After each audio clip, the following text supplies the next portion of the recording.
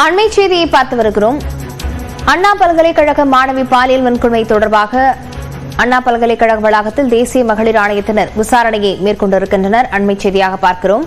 இது தொடர்பான விவரங்களுடன் செய்தியாளர் கோகுல் இணைந்திருக்கிறார். கோகுல், இன்றைக்கு தேசிய மகளிர் ஆணையத்தைச் சேர்ந்தவர்கள் யாரிடமெல்லாம் விசாரணையை நடத்தவிருக்கிறார்கள்? தேசிய மகளிர் ஆணைய அதிகாரிகள் அண்ணா பல்கலைக்கழகத்திற்கு தற்பொழுது விசாரணைக்கு வந்திருக்கார்கள்.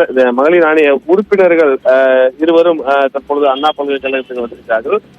குறிப்பாக அண்ணா பல்கலைக்கழகத்தில் மாணவி பாலியல் வன்கொடுமை செய்யப்பட்டது தொடர்பாக ஏற்கனவே காவல்துறை வழக்கு பதிவு செய்து விசாரணை மேற்கொண்டு வரக்கூடிய நிலையில மகளிர் ஆணைய உறுப்பினர்கள் மம்தா குமாரி, பிரவீன் சிவாண்டே என்ற 2 பேரும் தற்பொழுது விசாரணைக்காக வந்திருக்கார்கள். குறிப்பாக அண்ணா பல்கலைக்கழகத்தில் மாணவிகளுக்கு உள்ள பாதுகாப்பு குறித்து நேரடியாக அவர்கள் விசாரணை நடத்த இருக்கிறார்கள்.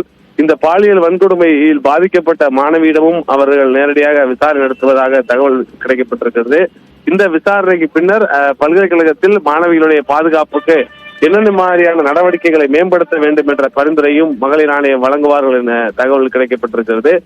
2 பேரும் மகளிர் ஆணைய உறுப்பினர் 2 பேரும் தற்பொழுது அண்ணா பல்கலைக்கழகத்துடைய வளாகத்திற்கு உள்ளே செல்லக்கூடிய காட்சிகளை பார்க்கிறோம். தொடர்ந்து இங்க இருக்கக்கூடிய துணைவேந்தர் மற்றும் உயர்கல்வித்துறையுடைய அதிகாரிகளிடமும் மாணவிகளுக்கு மற்ற பல்கலைக்கழகம் கல்வி நிறுவனங்களில் உள்ள பாதுகாப்புகள் குறித்தெல்லாம் அவர்கள் ஆலோசனை நடத்தி அதற்கான பரிந்துரையும் மகளிர் ஆணையத்தின் சார்பாக வழங்குவார்கள் என்ற தகவல் வெளியாயிருக்கு.